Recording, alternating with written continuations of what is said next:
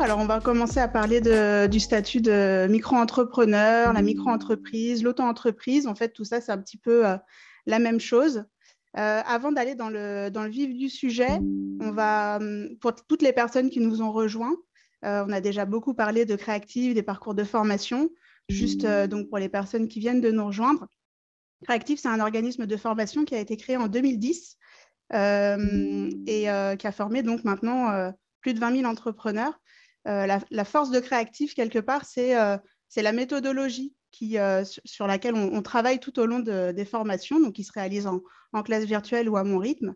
Et la force de cette méthode, c'est qu'en fait, elle est soutenue par des consultants formateurs, donc, dont je fais partie, bien qui ont éprouvé ces méthodes. En fait, tous les formateurs créatifs sont également entrepreneurs. Donc, voilà, on ne reste pas à un niveau théorique, on essaye vraiment le plus possible d'être dans la pratique, de travailler sur vos projets avec un maximum d'interaction et de faire en sorte que ce soit le plus opérationnel pour vous. En fait, vous allez vraiment pouvoir avancer sur toutes les questions que vous pouvez vous poser là quand vous réfléchissez un petit peu à votre projet, à votre création d'entreprise. Donc, pour vous dire deux mots sur moi, donc, ça fait une dizaine d'années que je travaille auprès des entrepreneurs. Donc, je suis consultante formatrice. Je suis venue à cette activité suite à un projet de création donc, qui consistait dans l'achat-vente de produits électroniques avec une dimension internationale. Et voilà, j'ai décidé de me réorienter. C'était un projet vraiment extrêmement passionnant, mais finalement, l'accompagnement des entrepreneurs et justement les aider à passer les différentes étapes, c'est vraiment quelque chose qui me passionne. Donc, ça fait maintenant 7 ans que j'ai créé mon organisme de formation. Et voilà, c'est vraiment quelque chose qui me passionne. Donc, moi, j'interviens pour Créactive depuis pas mal d'années, comme le disait Juliette.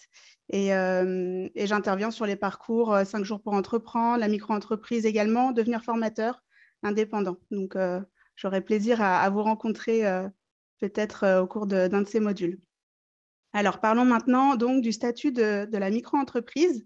On va voir tout un tas d'éléments. Le but, c'est vraiment de vous apporter quelques clés de réflexion au travers de cette conférence qui va durer à peu près 40 minutes. Donc, dans un premier temps, on va définir le statut de la micro-entreprise. On va s'immerger un petit peu dans ce statut. Ensuite, on va s'intéresser à qui il est destiné, en fait, dans quel cas et pour quelle situation le statut de micro-entrepreneur peut être intéressant. Comment créer sa micro-entreprise? Donc, on va parler un petit peu de toutes les démarches de création. On va se poser la question également de quand est le meilleur moment pour créer sa micro. Et ensuite, on abordera de manière un petit peu plus détaillée ce que sont les particularités de ce régime, puisqu'on est vraiment sur un régime, quand on parle de micro-entreprise, qui est très spécifique dans le diaporama des statuts d'entreprise français. On va d'ailleurs commencer par ça. On aura une phase de questions-réponses également à la fin. Donc, n'hésitez pas à poser toutes vos questions. On pourra les traiter à ce moment-là. Alors, comprendre le statut. Donc, comme je vous le disais, dans le panorama des statuts d'entreprise français, la micro-entreprise fait quelque part figure d'exception. Voilà, figure d'exception. En fait, on a deux grandes familles de statuts d'entreprise à bien distinguer. D'abord, on a la famille des entreprises individuelles. Dans les entreprises individuelles, on va retrouver les entreprises classiques qu'on va appeler du régime normal, du régime réel. Et on va également retrouver donc, le statut de la micro-entreprise. La micro-entreprise, elle a été dynamisée, on va dire modifiée en 2009. Ça a été quelque part une révolution au moment de la création de ce statut, puisque ça a bouleversé un petit peu le mode de fonctionnement en matière de paiement des cotisations sociales et de l'impôt. Ça, on en reparlera à la fin. C'est ça qui a apporté beaucoup de flexibilité et qui a permis depuis 2009 à beaucoup de personnes de pouvoir créer de manière beaucoup plus simplifiée. On va en parler dans les particularités de ce statut. Donc, la micro-entreprise, ça fait partie des entreprises individuelles. C'est à distinguer de la grande famille des sociétés Dans la famille des sociétés, on va retrouver ce qu'on appelle les sociétés par action simplifiée, donc les SAS, les SASU pour unipersonnel, donc quand on est seul, la SARL et l'EURL. Donc là, on a un fonctionnement qui est complètement dissocié. Pour vous expliquer ça simplement, en fait, quand on va créer une société, on va créer une nouvelle personne morale d'un point de vue juridique. Donc, on donne naissance à une nouvelle entité. Tandis que quand on crée une entreprise individuelle, on va tout simplement déclarer quelque part à l'État qu'en notre nom, eh bien, on va pouvoir exercer une activité autre que celle de salarié. On va avoir des revenus d'activité qui vont s'intercaler d'une autre manière. Voilà. Donc, l'entreprise individuelle, ce statut-là, il est vraiment collé à notre carte d'identité. Quand on crée une entreprise individuelle, on ne peut pas en avoir plusieurs. Ça va être un numéro, un petit peu comme notre numéro de sécurité sociale, qui va nous suivre toute la vie. On peut avoir une micro-entreprise, arrêter l'activité, recréer une entreprise individuelle plus tard, ce sera toujours le même numéro. C'est vraiment mon nom à moi, ma carte d'identité qui est collée à cette entreprise-là, ce qui est complètement différent pour les sociétés. Donc là, on va vraiment s'intéresser au cas de la micro-entreprise qui est, comme je le disais, particulier. Donc, micro-entreprise, c'est le nouveau nom que l'on a donné au statut d'auto-entrepreneur. Donc, quand on parle de micro-entreprise, d'auto-entreprise, auto-entrepreneur, on parle de la même chose en réalité. C'est juridiquement le même statut. On fait partie donc de la famille des entreprises individuelles. La révolution qu'a apporté la création de ce statut en 2009, c'est sa grande simplicité de fonctionnement. Notamment, on va avoir la possibilité de ne payer l'impôt et les cotisations sociales que s'il y a encaissement de chiffre d'affaires, ce qui n'existait pas avant 2009, ce fonctionnement-là. C'est-à-dire que si on ne faisait pas de chiffre d'affaires, donc le chiffre d'affaires, c'est l'ensemble de nos ventes, si on ne vendait pas, il fallait quand même payer des cotisations sociales. Et donc, avec la création de ce statut, ça permet aux entrepreneurs de pouvoir démarrer beaucoup plus simplement, avec une prise de risque limitée, puisque s'il n'y a pas de vente, on n'a pas d'impôt ni de cotisations sociales à payer. Ça a des impacts, évidemment, mais en tout cas, voilà, c'est cette charge-là en moins. Également, ce qu'on va avoir avec le statut de micro-entreprise, et ça c'est pour toute la vie de l'entreprise, en tout cas pour toute la vie du statut micro, c'est une comptabilité très simplifiée. Notamment, on ne va pas avoir besoin de faire appel au service d'un expert comptable, qui sont une source de charges supplémentaire, une source de conseil aussi, bien évidemment, mais voilà, une charge qui peut venir alourdir quelque part un petit peu le fonctionnement. Donc, on ne va pas avoir de bilan à réaliser chaque année. Également, on va avoir des fonctionnements en matière de déclaration fiscale et sociale qui vont être simplifiés, qui vont être allégés. Aujourd'hui, tout se fait de manière dématérialisée. Il y a une très bonne communication qui se fait entre les différents organismes. Donc, en matière de fonctionnement au jour le jour, quotidien, quand on est micro-entrepreneur, c'est beaucoup plus simple comparativement aux autres statuts d'entreprise individuelle et de société. Quand on devient micro-entrepreneur, donc on devient entrepreneur individuel, on est affilié à la sécurité sociale des indépendants. Ce que ça implique, c'est que l'on change de statut social. On va notamment donc, avoir le statut de travailleur non salarié, TNS. On va parler un petit peu plus tard Pardon, je suis passée un peu vite. On va parler un petit peu plus tard de ce que ça implique. Donc, la micro-entreprise, pour qui la micro-entreprise, en fait, il y a des entrepreneurs qui vivent très bien de leur activité, qui sont micro-entrepreneurs depuis des années. Ça peut très bien fonctionner comme ça. La micro-entreprise, elle peut être d'autant plus adaptée si on souhaite peut-être tester notre marché tout en limitant les charges, en ayant un fonctionnement très simple. Voilà. Très souvent, quand on crée notre entreprise, on n'a pas une immense visibilité, on n'a pas beaucoup de certitudes. Donc, ça peut être une manière de limiter la prise de risque que de démarrer avec un statut très simplifié qui va nous permettre de trouver nos premiers clients, de tester notre offre, de voir un petit peu comment au quotidien on va gérer notre activité. Ça peut être aussi tout à fait adapté pour des personnes qui souhaitent rester salariées, mais qui voudraient développer une activité parallèle en gardant leur statut de salarié. Donc, ce statut-là peut tout à fait être adapté dans ces deux cas, mais aussi pour des personnes qui souhaiteraient développer une activité et rester micro-entrepreneurs parce que le niveau d'activité leur convient. On va en parler un petit peu après. Il y a quand même des limites à ce statut, hein, bien évidemment. Alors, quand est le meilleur moment pour créer sa micro-entreprise? En fait, le moment idéal, on peut imaginer qu'il existe. En réalité, c'est très compliqué de le trouver. Il y aura toujours des aspects qui peut-être nous y encouragent, nous disent que peut-être c'est le bon moment pour nous de nous lancer. Et en même temps, il pourrait y avoir des contraintes, des questionnements, des limitations qui arrivent au même moment. Donc, bon, voilà. Très souvent, le moment idéal, on peut se dire qu'il n'existe pas. Euh, et quand on recherche ce moment idéal, en fait, ce qui peut se faire parfois, c'est qu'on va se trouver un petit peu des excuses qui vont nous empêcher de passer à l'action.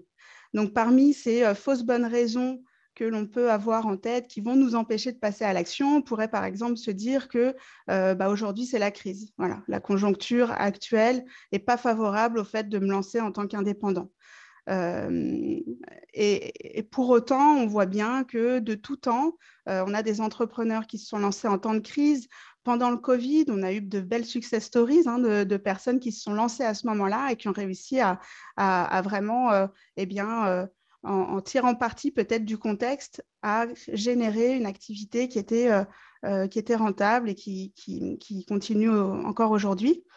Et dans le même temps, dans des moments où on pourrait percevoir la conjoncture comme favorable, donc se dire, tiens, là, bon, ça fait bien longtemps qu'on n'a pas vécu ce moment-là, mais ce que je veux dire, c'est que ce n'est pas parce que c'est la crise qu'on ne va pas fonctionner, ce n'est pas parce que tous les voyants sont au vert et que les études de marché disent lancez-vous absolument dans tel secteur d'activité que ça va forcément fonctionner pour nous.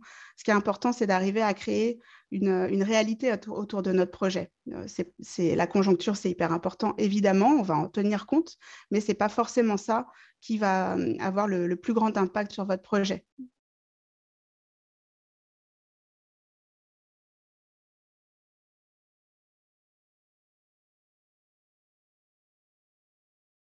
Ce que je peux vous recommander, qui est excellent pour pouvoir se projeter dans le quotidien d'un entrepreneur, c'est donc l'effectuation, les 5 piliers de l'effectuation. Et donc, ce livre démarre par justement toutes les idées reçues qu'on peut avoir sur les entrepreneurs, sur le fait que peut-être ce sont des personnes exceptionnelles qui ont des super pouvoirs, etc. Et moi, eh bien, je n'en ai pas quoi faire là-dedans. Et c'est ce qui est intéressant dans ce livre, c'est qu'on se rend bien compte qu'en fait, ce que font les entrepreneurs, c'est très pragmatique. C'est de la prise de décision au jour le jour. Donc, c'est une méthodologie sur laquelle on s'appuie aussi en formation pour vous permettre d'avancer dans vos projets et qui permet de composer avec soi plutôt que de rêver à un idéal et à des super pouvoirs. Donc, le fait de ne pas avoir de super pouvoirs, ce n'est pas une bonne raison de ne pas se lancer. Le fait de ne pas avoir de charisme, c'est un petit peu pareil. Tous les entrepreneurs ne sont pas forcément charismatiques. On va en voir beaucoup dans les médias, peut-être, des personnes charismatiques, mais on a énormément de personnes qui peuvent être réservées, timides, qui n'aiment pas forcément prendre la parole, qui pour autant peuvent créer des entreprises très rentables. Je n'ai pas forcément une bonne idée, je n'ai pas forcément un concept fort au démarrage, c'est un petit peu pareil. C'est pas tant l'idée révolutionnaire qui va forcément être un facteur clé de succès, c'est plutôt la manière de réaliser une idée qui peut être très moyenne. On va peut-être tout simplement pas réinventer la roue, faire quelque chose qui existe déjà, mais on va le faire à notre manière et on va réussir à trouver des clients autour de ça. Et c'est vraiment ça qui va déterminer le succès le succès d'une entreprise. C'est la capacité de l'entrepreneur à trouver des partenaires, à trouver des parties prenantes, des clients. Je n'ai pas forcément une vision sur le long terme. Là aussi, ça va se construire au fur et à mesure. Ce n'est pas forcément quelque chose avec laquelle on démarre, avec la vision. La peur de perdre nos avoirs. On entend souvent parler que, on le voit beaucoup dans les médias, des entrepreneurs qui ont tout perdu. Évidemment, ça arrive. Après, bon, moi, de mon point de vue de formatrice, c'est évidemment là tout l'intérêt de se former, c'est qu'on va pouvoir mieux maîtriser tous les paramètres de notre projet et donc limiter au maximum la prise de risque. La prise de risque, elle existe toujours, mais ça va un petit peu avec le fait d'agir, de vouloir faire quelque chose de nouveau, de faire un petit pas de côté. Donc, le fait de vouloir se former, ça permet, je prêche un petit peu pour ma paroisse, mais ça permet de limiter cette perte de risque. Et pour faire le parallèle avec le statut de micro-entrepreneur, on a aujourd'hui une insaisissabilité de la résidence principale qui a été actée pour tous les micro-entrepreneurs. Donc, imaginons que ça ne se passe pas bien pour votre activité, que vous vous endettiez, que voilà, vous soyez obligé de fermer. Dans tous les cas, la résidence principale ne peut pas être saisie. Donc, après, bon, c'est un petit peu du fonctionnement de bon sens, hein. C'est comme en tant que particulier, si j'engrange des dettes, eh bien, il va falloir à un moment les rembourser. Voilà. Donc, l'idée, c'est de construire un business à hauteur de ma visibilité, à hauteur de ce que j'ai envie d'engager, de ce que je peux engager aussi. Et on peut démarrer avec 1 euro ou avec beaucoup plus. Et pour autant, là aussi, on n'est pas sur un facteur de succès, hein, l'investissement initial. Donc voilà, on peut démarrer avec 1 euro de budget. Évidemment, j'exagère en disant ça. C'est jamais 1 euro, mais voilà, on peut faire quelque chose de vraiment très, très sécurisant, très sécurisé et avoir une belle activité qui suffit largement à l'entrepreneur. Tout est une question d'adaptation, en fait, hein, de cohérence. D'autres bonnes raisons de ne pas créer, on pourrait avoir peur de perdre nos droits au chômage. Alors, quand on est dans une situation de recherche d'emploi au moment où on va créer notre micro-entreprise, on a de la chance aujourd'hui encore d'avoir des dispositifs de maintien des droits au chômage qui vont permettre aux entrepreneurs de pouvoir démarrer de manière complètement sécurisée. Ce qui est à savoir et ce qui est important, évidemment, quand on s'engage dans la démarche de l'entrepreneuriat, c'est que quel que soit le statut, effectivement, comme on n'a pas de lien de subordination, on n'ouvrira pas de nouveaux droits aux prestations, aux allocations chômage. Ça, c'est important de l'avoir en tête. Le financement du projet, comme je le disais, tout est une question d'adéquation, hein. Je vais regarder peut-être en amont ce que je peux investir en termes d'argent, de temps, de compétences, 3 petits points, pour pouvoir construire un projet qui est cohérent par rapport à ça. La lourdeur administrative, je vais y arriver. C'est pareil avec le statut de micro-entreprise, on l'a vu, ça a été bien allégé. Donc aujourd'hui, voilà, évidemment, c'est toujours une mécanique qui est nouvelle, qui doit s'apprendre quand on devient entrepreneur, quand on avait été, par exemple, toute sa vie salarié. C'est vrai que c'est un autre mode de gestion, mais ça s'apprend. Voilà. Et quand on choisit le statut de micro-entreprise, on peut vraiment partir sur quelque chose de beaucoup plus simplifié, de beaucoup moins contraignant. Voilà. La réglementation de l'activité, la réglementation en général en France. Alors ça, c'est pareil, c'est essentiel de se former, d'avoir les yeux bien ouverts là-dessus, pour pouvoir créer dans les conditions nécessaires d'exercice de votre activité. C'est obligatoire pour tous les entrepreneurs qui s'installent de se renseigner d'abord sur est-ce que mon métier est réglementé. Par exemple, je veux ouvrir un salon esthétique ou devenir esthéticienne à domicile, ce qui est plus adapté dans le cas de la micro-entreprise, on est sur un métier réglementé. Je veux devenir menuisier, on est sur un métier réglementé également. Je veux devenir agent immobilier, c'est un métier réglementé également. Donc là, ça fait aussi partie des questions qu'on aborde en formation, évidemment. Et c'est vraiment important de comprendre le cadre dans lequel vous vous lancez et de garder les yeux ouverts dessus, puisque quels que soient nos métiers, on a souvent des évolutions réglementaires, donc il faut pouvoir s'y adapter. Donc là aussi, ça fait partie d'un apprentissage au démarrage. La charge de travail très importante, là, tout dépend de comment on construit notre activité aussi, hein. Tout dépend de où on arrive à poser des limites. C'est vrai qu'il y a tout ce cadre que l'on va devoir créer, nous aussi, pour notre activité. Il n'est pas imposé par une organisation extérieure, ça va être à nous, donc par un employeur, par exemple, qui va nous contraindre à des horaires, à un fonctionnement particulier. Là, ça va être un petit peu à nous d'en décider. Et c'est très important d'en décider de manière à ne pas se retrouver justement ensevelie sous une charge de travail très importante. Il y a plein de manières, hein. On peut faire évoluer le statut, parce que je pars du principe que la charge de travail très importante, c'est forcément bon signe. Ça veut dire que le business marche bien. Donc à ce moment-là, on peut déléguer, on peut changer de statut. Les choses ne sont pas figées en fait, hein. On peut faire évoluer l'activité et le statut juridique avec l'évolution de l'activité. Et la disqualification professionnelle, sous-entendu, je prends un risque vis-à-vis de mon réseau professionnel, on me fera plus confiance ou je vais perdre la face vis-à-vis de mes collègues ou de mon réseau si jamais je crée mon entreprise et que j'arrête ou que je vis ça comme un échec. Or, on le voit bien et en tout cas, de mon point de vue, j'ai l'impression qu'on en parle de plus en plus et que c'est de plus en plus accepté en France aujourd'hui, que le fait d'avoir essayé quelque chose et de ne pas avoir été au bout, de ne pas avoir réussi à aboutir ou d'avoir arrêté, ça peut être largement valorisé. On va avoir appris beaucoup de choses.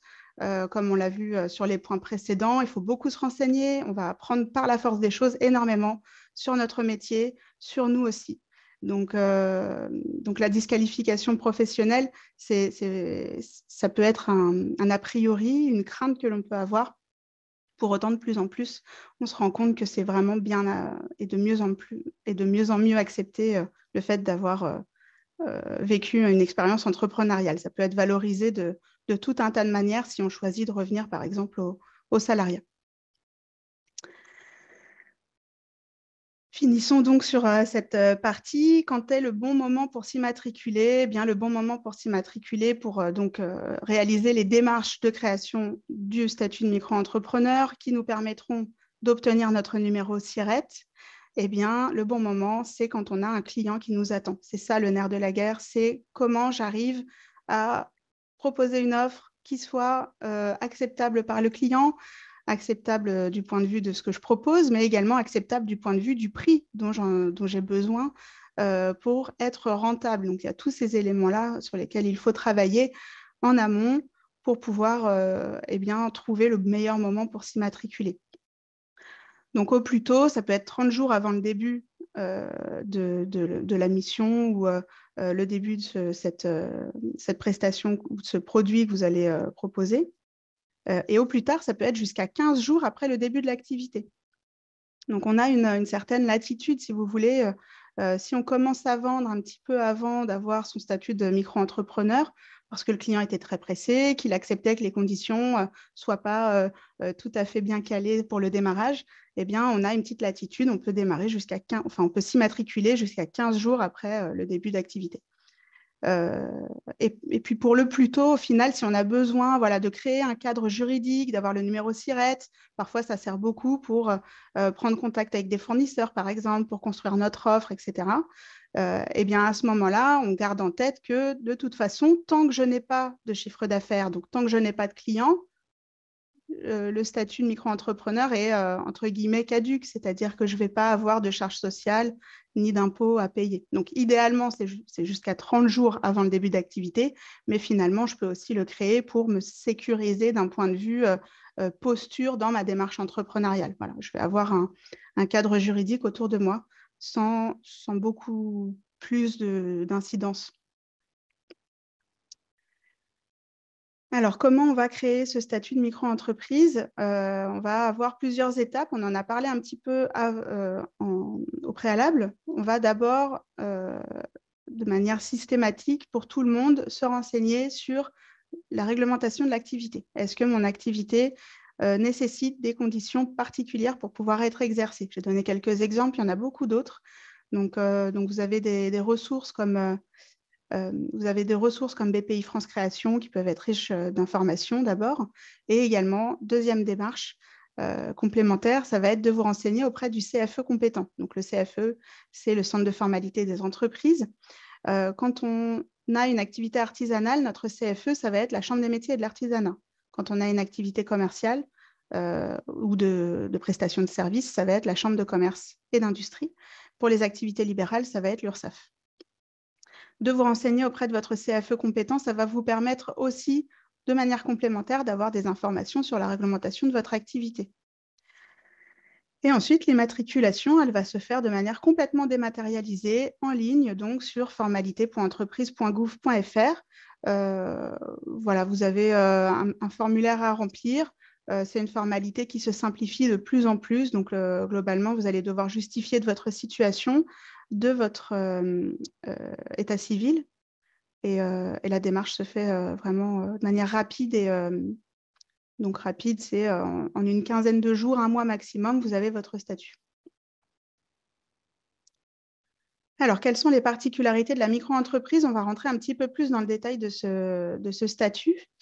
On l'a dit un petit peu en préambule. La grande particularité du statut de micro-entreprise, c'est que je vais payer mes cotisations sociales par rapport au chiffre d'affaires. Donc, si je n'ai pas de chiffre d'affaires, si je ne fais pas de vente, je ne vais pas payer de cotisations sociales. Et dès que je vais faire des ventes, je vais payer mes cotisations sociales directement en pourcentage de mon chiffre d'affaires. Et les pourcentages, je vais vous les dévoiler tout à l'heure, ça dépend de votre domaine d'activité. De la même manière, si je corresponds aux conditions qui le permettent, puisqu'on a des conditions de revenus pour pouvoir opter pour le fait que l'impôt sur le revenu soit également calculé de manière proportionnelle au chiffre d'affaires. Donc, en pourcentage, hein, là aussi, avec le chiffre d'affaires. La grande particularité qui est vraiment spécifique au statut de micro-entrepreneur, c'est aussi que les charges de fonctionnement ne sont pas déductibles. Dans tous les autres statuts d'entreprise, on a le chiffre d'affaires, donc c'est l'ensemble de mes ventes.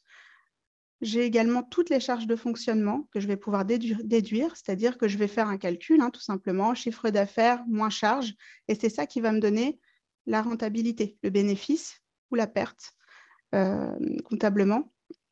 Donc, la grande particularité du statut de la micro-entreprise, c'est que les charges de fonctionnement ne sont pas déductibles. On n'est pas imposé sur le bénéfice, on est imposé sur le chiffre d'affaires. C'est aussi de là que vient la grande souplesse de ce statut, hein. C'est pour ça qu'on a beaucoup moins de lourdeur administrative. C'est aussi pour ça qu'on n'a pas de bilan à réaliser à la fin de l'année. Voilà, donc en matière de couverture santé, le micro-entrepreneur a les mêmes droits que les autres travailleurs indépendants. Dès lors que l'on va s'acquitter de nos cotisations sociales parce qu'on a réussi à faire des ventes, eh bien, on va pouvoir cotiser au titre de la maladie, de la retraite, des allocations familiales, de la maternité, etc.,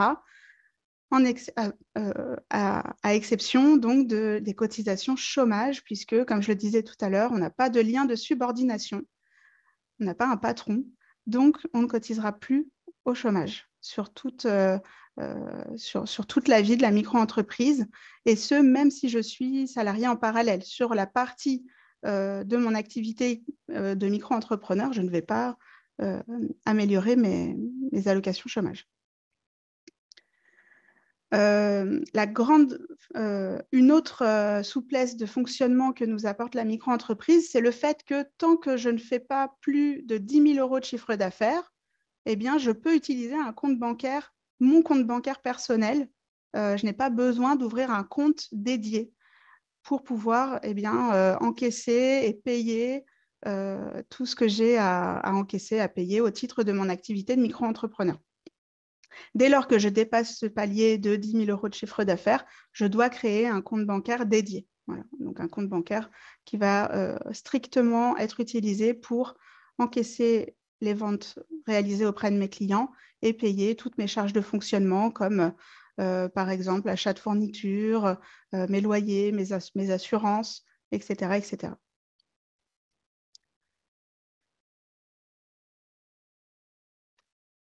Voilà, on va rentrer un petit peu plus dans le détail du régime fiscal et du régime social qui sont là aussi spécifiques. On en a parlé un petit peu, hein. On a les cotisations sociales qui se payent en pourcentage du chiffre d'affaires et les impôts, l'impôt sur le revenu qui va se payer également de manière proportionnelle au chiffre d'affaires.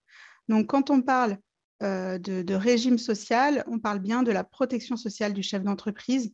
Quand on parle de régime fiscal, on parle bien de comment on va payer l'impôt sur le revenu, en tout cas en matière d'entreprise individuelle. C'est toujours une imposition sur le revenu. Donc, en fait, ça va nous amener à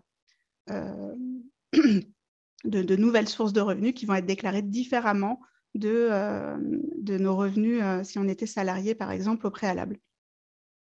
Alors, ce régime social, on l'a déjà dit, les cotisations sociales, elles se payent en pourcentage du chiffre d'affaires encaissé. Et ça, c'est une nouvelle notion que je ne vous ai pas encore apportée. On ne va payer nos cotisations sociales que quand le chiffre d'affaires est encaissé. Ça aussi, c'est hyper intéressant dans ce statut. Pourquoi? Parce que dans les autres statuts, on va avoir le chiffre d'affaires qui est intégré à la comptabilité à la date de facture. Mais parfois, on a des activités où les clients payent 1 mois plus tard, 2 mois plus tard. Et donc, on doit payer nos cotisations sociales avant d'avoir eu le paiement de nos clients. Donc, globalement, comment on fait pour payer quelque chose quand on n'a pas encore l'argent sur le compte en banque? Et donc, ça, c'est le cas pour les autres statuts d'entreprise. Ce que nous apporte le statut de micro-entrepreneur, c'est qu'en fait, on ne va déclarer le chiffre d'affaires que lorsqu'il est encaissé. Donc, en fait, quand je dois payer mes cotisations sociales et mon impôt, j'ai déjà l'argent sur mon compte bancaire. Donc, ça aussi, ça va simplifier énormément la gestion de la trésorerie. Ensuite, en matière de pourcentage des cotisations sociales, ça va dépendre de la nature de votre activité. Donc, si vous exercez une activité d'achat-revente, de fabrication, de restauration, d'hôtellerie, par exemple, vous allez être imposé à hauteur de 12,3% de votre chiffre d'affaires encaissé. Pour toutes les autres natures d'activité, on va être sur 21,2% du chiffre d'affaires encaissé. Voilà. Ce qui va être intéressant, c'est qu'aussi vous avez la possibilité de choisir le mode de déclaration et de règlement qui convient le mieux à votre organisation. Vous allez pouvoir soit déclarer le chiffre d'affaires encaissé mensuellement, soit trimestriellement. Et donc, les cotisations sociales, elles seront à payer sur la même régularité. À savoir, pour les personnes que ça pourrait concerner, si vous êtes actuellement ou au moment de la création de la micro-entrepreneur, potentiel bénéficiaire de l'ACRE. Donc, on a plusieurs cas de figure, plusieurs situations qui pourraient vous amener à être bénéficiaire de l'ACRE, notamment c'est une aide qui est ouverte à tous les demandeurs d'emploi, mais également aux jeunes et aux personnes dans certaines situations.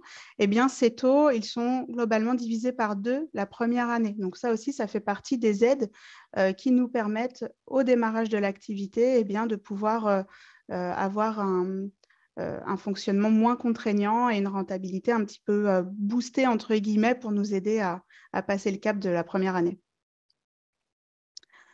Ensuite, il y a d'autres particularités. Ce qui va être très spécifique au statut de micro-entrepreneur, c'est également que c'est un statut qui est en franchise de TVA jusqu'à certains seuils.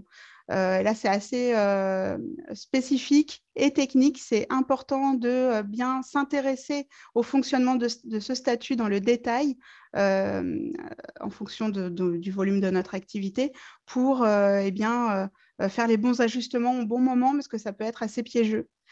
Donc, ce que ça va impliquer, c'est que finalement, le micro-entrepreneur se comporte dans la vie économique comme... Pardon, j'ai plusieurs éléments qui me viennent en tête, mais pour faire simple, le micro-entrepreneur donc, se comporte comme un particulier. Pour faire la comparaison avec les autres statuts d'entreprise, les entreprises vont être des collecteurs de la TVA pour l'État. Donc, on va collecter de la TVA sur l'ensemble de nos ventes et on va pouvoir la déduire sur l'ensemble de nos achats. On va faire un chèque de TVA à l'État. Le micro-entrepreneur, lui, s'exonère complètement de ce fonctionnement-là. De ce fait, il va acheter TTC auprès de ses fournisseurs et il va vendre hors taxe ou net à ses clients. Donc, tout ce mécanisme de TVA n'est pas à appliquer. En revanche, c'est important, à mon sens, de s'y intéresser de manière à pouvoir, le moment où on va passer le seuil de chiffre d'affaires et donc le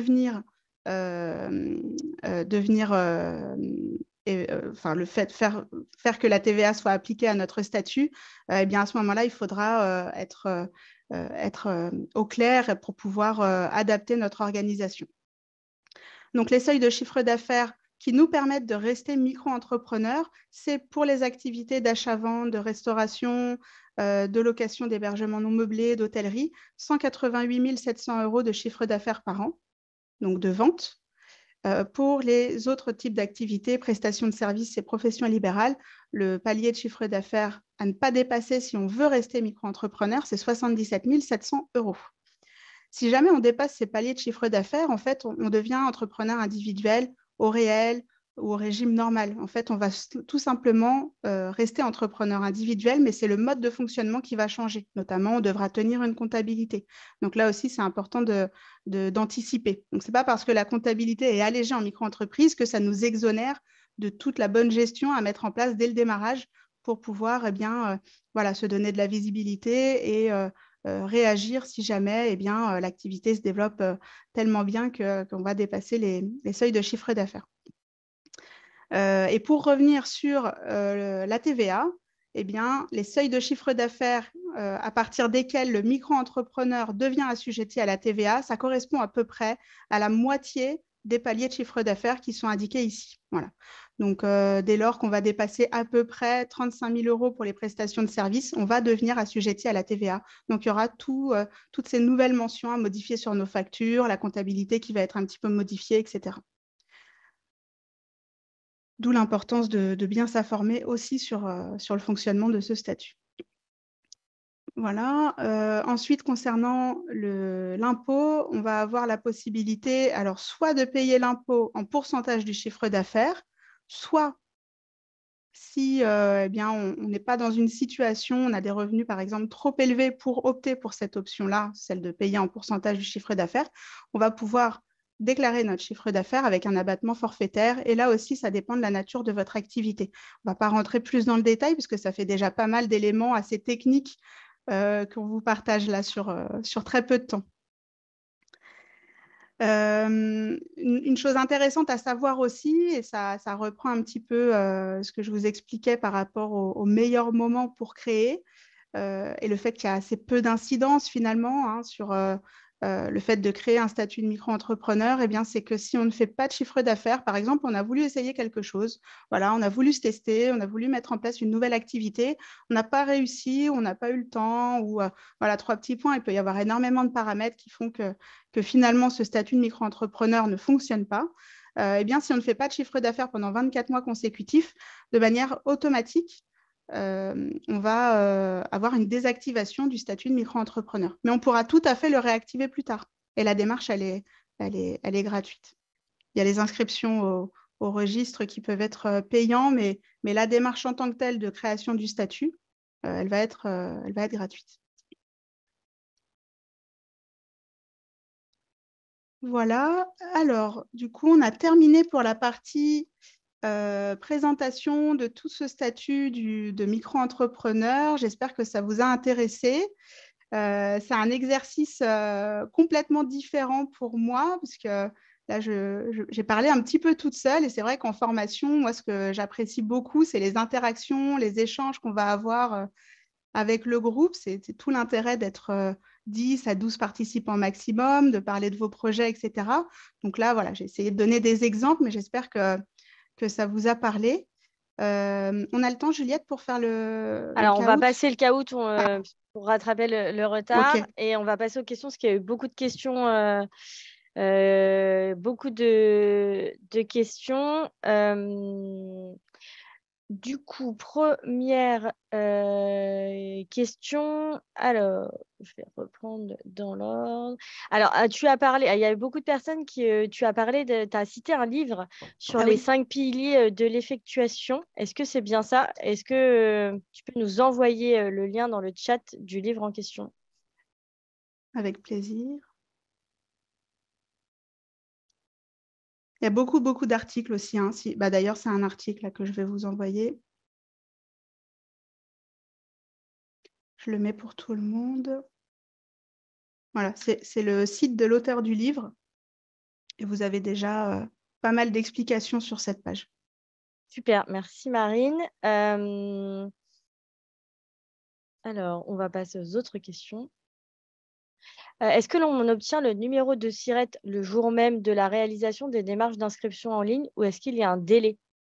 Oui, il y a un petit délai, évidemment. Alors là, d'expérience, ça va un petit peu dépendre de la situation et Mais globalement, ce que je vois faire, c'est entre 15 jours et un mois grand maximum quand il y a eu des petits documents qui manquaient, par exemple, des choses comme ça.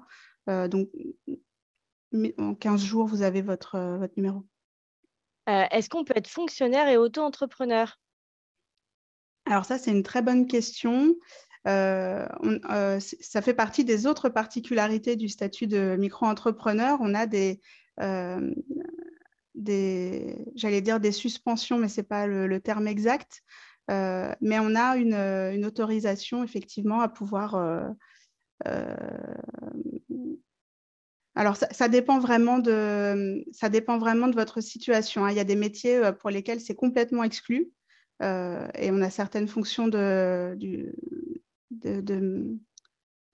on a certains métiers effectivement affiliés de fonctionnaires qui sont complètement exclus du régime micro-entrepreneur. Mais pour une grande majorité d'activités, on va avoir la possibilité de créer la micro-entreprise et de n'informer notre employeur qu'au bout d'une année. Donc, on va pouvoir là aussi créer un petit peu de manière libre le démarrage de notre activité, nous tester sans avoir une obligation juridique d'en informer l'employeur. Mais là, c'est vous et enfin, voilà, c'est une décision à prendre en âme et conscience. Au-delà de 10 000 € de chiffre d'affaires, nous devons avoir un compte bancaire dédié. Celui-ci peut-il être personnel ou on doit obligatoirement avoir un compte pro, frais bancaires plus élevés? Merci d'avance. Alors, normalement, avec un compte personnel, on peut tout à fait exercer une activité de micro-entreprise. J'aimerais me mettre à mon compte en tant qu'esthéticienne à domicile. Est-ce que le statut d'auto-entrepreneur me correspond le plus par rapport aux frais de déplacement? Alors ça, c'est effectivement des calculs à réaliser, hein. Très clairement, les frais de déplacement, ça vient impacter la rentabilité de l'activité, ça vient impacter la grille tarifaire, hein, enfin, voilà, c'est vraiment toute l'offre en tant qu'esthéticienne à domicile qui doit être pensée pour que ce soit le plus rentable possible. Donc ça pourrait être adapté, mais voilà, c'est pas le statut qui fait le succès de l'activité. Est-ce qu'avoir un numéro de SIRET est indispensable pour le mettre sur les devis et les factures? Alors oui, ça fait partie des mentions obligatoires. Ce que vous pouvez faire, si jamais vous avez envie de tester un petit peu votre activité, c'est de mettre en cours sur les premiers devis que vous allez réaliser. À la place de SIRET, vous n'avez pas encore votre numéro. Vous venez de faire la démarche, par exemple, vous êtes dans les 15 jours, vous attendez votre numéro. Ben, à ce moment-là, vous mettez SIRET, 2 points, en cours d'attribution. Si on est salarié et qu'on a une micro-entreprise, est-ce qu'on cotise 2 fois à la retraite? Quelle est l'implication pour les trimestres? Alors ça, c'est une très bonne question, puisqu'effectivement, on va cotiser 2 fois à la retraite, en tout cas en termes de cotisation. Par rapport à l'ouverture des droits, ça va dépendre des montants de chiffre d'affaires qui sont facturés. Et là, vous avez des paliers aussi à passer pour avoir des retraites, des trimestres cotisés à plein. Oui, vas-y. Peut-on prendre, non, j'essaye d'enchaîner parce qu'il y a beaucoup de questions. Ouais. Peut-on prendre des stagiaires? Combien au maximum? Et comment ça se passe pour les assurances quand on est en micro-entreprise? Alors, on va pouvoir prendre des stagiaires. Par rapport aux assurances, comme tous les entrepreneurs, on doit avoir au minimum la responsabilité civile professionnelle. Par rapport au nombre de stagiaires, là, ça dépend de votre fonctionnement. Ça va avoir un impact fort sur la rentabilité puisque les stagiaires, j'imagine que c'est ce que vous prévoyez, prévoir une rémunération. Et comme en tant que micro-entrepreneur, on va être imposé sur le chiffre d'affaires et pas sur le bénéfice, dès lors qu'on a beaucoup de charges de fonctionnement, eh bien, on va se retrouver peut-être dans une condition où on va payer beaucoup plus de charges sociales que ce qu'on aurait dans un autre statut d'entreprise où on va pouvoir, je dirais, piloter la rentabilité, le fonctionnement financier de notre activité différemment. Est-ce que l'on peut créer une micro-entreprise pour les salariés, qui a le même sujet que notre travail actuel? Alors là, effectivement, c'est une bonne question qui va me permettre de compléter ce que j'apportais tout à l'heure par rapport au fait qu'on peut créer en tant que micro-entrepreneur, à condition de ne pas exercer une activité concurrente de celle de l'employeur, puisque là, on se retrouverait effectivement dans une situation qui est prévue par la loi, qui est enfin, voilà, votre employeur pourra très facilement se retourner contre vous si vous le faites dans son dos. Il faut avoir un accord écrit à ce moment-là, si l'employeur est d'accord. Peut-on embaucher un salarié quand on est en micro-entreprise? Bah, c'est un petit peu ce que je disais par rapport aux stagiaires. Ça va avoir un impact fort sur la rentabilité.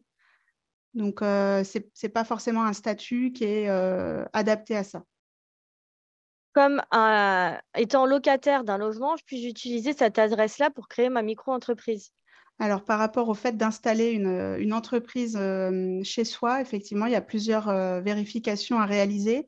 Quand on est locataire, il faut vérifier d'abord dans votre bail qu'il n'y a pas de clause qui l'empêche. Ensuite, il faut regarder dans le règlement de copropriété qu'il n'y ait pas de clause qui l'empêche. Et enfin, il faut que vous ayez l'accord de votre propriétaire. Est-ce qu'on peut avoir plusieurs activités, dont une principale? On peut avoir plusieurs activités et une principale, tout à fait. C'est tout l'intérêt de vous renseigner auprès du CFE qui va pouvoir vous aiguiller par rapport à ça. Et notamment quand on a une activité d'achat-revente connexe avec une activité de service, on va parler d'activité mixte. Et à ce moment-là, on va avoir une double imposition. On va avoir plusieurs taux de cotisation, par exemple, sociale qui vont s'appliquer. Donc, on peut avoir tout à fait plusieurs activités. Faut-il obligatoirement avoir un diplôme dans le domaine souhaité? Ce n'est pas obligatoire. Tout dépend de si l'activité est réglementée. Si elle est réglementée, alors oui, il y a des conditions de diplôme souvent à présenter ou alors d'expérience professionnelle. Mais effectivement, il y a certaines activités où c'est nécessaire. Vous ne parlez pas de cabis. En quoi il se distingue du siret ou du sirène? Le cabis, c'est un peu l'état civil des sociétés. Il n'y a pas de cabis quand on est micro-entrepreneur. Je souhaite créer mon activité de consultante en mobilité professionnelle. Pouvez-vous me dire si cela relève de la CCI ou de l'URSSAF directement? Je suis désolée, j'ai pas, j'ai pas entendu le début de ta question. C'est une personne qui est consultante en mobilité professionnelle. Elle voudrait savoir si son activité relève de la CCI ou de l'URSSAF directement. Ça peut être l'URSSAF, ça peut être l'URSSAF, ouais. Mais la CCI pourra très bien renseigner aussi. Il me semble que des logiciels de gestion seront obligatoires en 2024. Est-ce que cela s'applique à tous les statuts? Alors, les logiciels de gestion sont déjà obligatoires pour toutes les activités de commerce exercées auprès des particuliers avec collecte de TVA. Pour cette info-là, je ne l'ai pas. En tout cas, je n'ai pas vu passer de nouvelles lois. Je vais regarder. Avantage ou inconvénient d'une création micro-entreprise RQTH? Alors, OK, RQTH, il faut que je regarde ce que c'est parce que là, tout de suite, je ne sais pas. OK, on va la mettre de côté. On répondra par écrit. Alors, on va répondre aux dernières petites questions. Ai-je intérêt à passer par Legal Place pour créer une SASU? Alors, Legal Place, ça va être comme Legal Start, il y en a plusieurs. Ouais. Donc, nous, on est partenaire, par exemple, de Legal Start et de Legal Place et de Captain Contrat également. Alors, effectivement, quand on va créer une SASU, ce n'est pas du tout les mêmes démarches de création. Là, on va devoir rédiger des statuts. Donc, les statuts, c'est un petit peu toutes les règles de fonctionnement de votre entreprise que vous allez définir et décider. C'est effectivement quasiment indispensable de passer par un expert. Alors, RQTH, c'est reconnaissance qualité travailleur handicapé. Oui, j'ai vu. Voilà. Faut que je fasse plus de recherches pour répondre à la question qui demandait les avantages et inconvénients, c'est ça? C'est ça. OK. Et enfin, on va faire les dernières questions. Si vous avez encore des questions, on vous invitera à prendre rendez-vous pour ne pas trop dépasser le timing. Un artisan qui crée des objets pour les vendre est-il prestataire de services ou vente pour les seuils? Alors, un artisan qui crée des objets pour les vendre, on est dans de la fabrication, donc c'est le seuil de achat-vente qui va s'appliquer. Très bien. Eh ben, pour toutes les questions sur lesquelles… Alors, il y a eu aussi beaucoup de questions sur l'ACRE, notamment. Vous inquiétez pas, on a une conférence qui est dédiée à toutes les aides fiscales et sociales qui aura lieu cet après-midi. Donc, on pourra y répondre. C'est pour ça qu'on n'y a pas répondu maintenant. Si vous avez encore des questions et que vous vous lancez en micro-entreprise, n'hésitez pas à prendre rendez-vous avec nos conseillers formation qui pourront faire un diagnostic de votre projet de micro-entreprise. Morgane va vous remettre le lien dans le chat. Sachez également que nous avons une formation qui est dédiée à créer sa micro-entreprise, devenir micro-entrepreneur, auto-entrepreneur. Donc, par exemple, Marine fait partie des formateurs consultants qui animent cette formation-là. L'objectif de cette formation, c'est vraiment que vous appreniez tous les fondamentaux de la création d'une micro-entreprise, mais on va vous donner aussi la bonne méthodologie pour construire votre projet et développer votre activité. On va être en mesure d'évaluer vos points forts et vos points faibles et on vous accompagnera également sur tout le fonctionnement du statut de la micro-entreprise, les obligations légales, les obligations comptables, votre régime fiscal et social. Et l'objectif aussi de cette formation, c'est bien évidemment de parler de votre business plan. Donc, n'hésitez pas à prendre rendez-vous pour vous renseigner sur cette formation-là si vous souhaitez vous lancer en tant que auto-entrepreneur, micro-entrepreneur. Et puis, on va passer à la prochaine formation qui est d'ailleurs sur le business plan. Merci beaucoup, Marine, pour ton intervention. Sachez que Marine intervient sur plusieurs formations chez Créactif, comme celle-ci, mais aussi devenir formateur ou consultant indépendant. Donc, si ça vous a plu, vous pouvez retrouver Marine en formation très prochainement. Merci, Marine. Merci, Juliette. Bonne journée à bientôt. tous.